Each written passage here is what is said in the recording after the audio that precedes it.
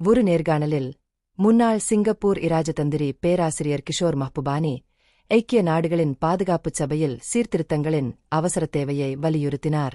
தற்போதைய உலகளாவிய சக்தி இயக்கவியலை மிகவும் துல்லியமாக பிரதிபலிக்கும் வகையில் ஐக்கிய இராச்சியம் தனது நிரந்தர இடத்தை இந்தியாவுக்கு விட்டுக் கொடுக்க வேண்டும் என்று மஹ்பூபானி வாதிட்டார்.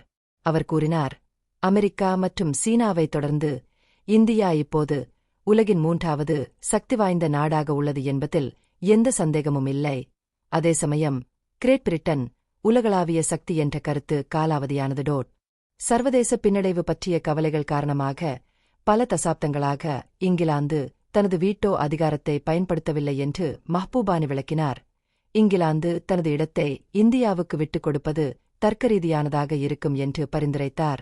20ஆம் நூற்றாண்டின் தொடக்கத்தில் லீக் ஆப் நேஷன்ஸின் சரிவில் இருந்து கற்றுக்கொண்ட பாடம், அதன் செயல்திறனை உறுதி செய்வதற்காக வின் நிறுவனர்கள் தங்கள் காலத்தின் அனைத்து முக்கிய சக்திகளையும் நிறுவனத்தில் ஈடுபடுத்துவதை நோக்கமாக கொண்டிருந்தனர் என்பதை அவர் எடுத்துரைத்தார். ஒரு பெரிய சக்தி வெளியேறினால் அந்த அமைப்பு தோல்வியடையும் என்பதை வின் நிறுவனர்கள் புரிந்து கொண்டனர் என்று மஹ்பூபானி குறிப்பிட்டார். எவ்வாறாயினும் சமகால உலகளாவிய யதார்த்தங்களை பிரதிபலிக்கும் வகையில் UNSC அதன் உறுப்பினர்களை புதுப்பிக்க ஒரு பொறிமுறையை கொண்டிருக்கவில்லை என்று அவர் சுட்டிக்காட்டினார்.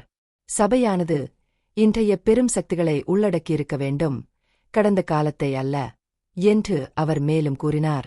அவர் தனது இடத்தை விட்டுக் கொடுப்பதன் மூலம் பிரிட்டன் அதன் வெளியுறவுக் கொள்கை முடிவுகளில் அதிகரித்த சுதந்திரத்திலிருந்து பயனடையலாம் என்று அவர் மேலும் பரிந்துரைத்தார்.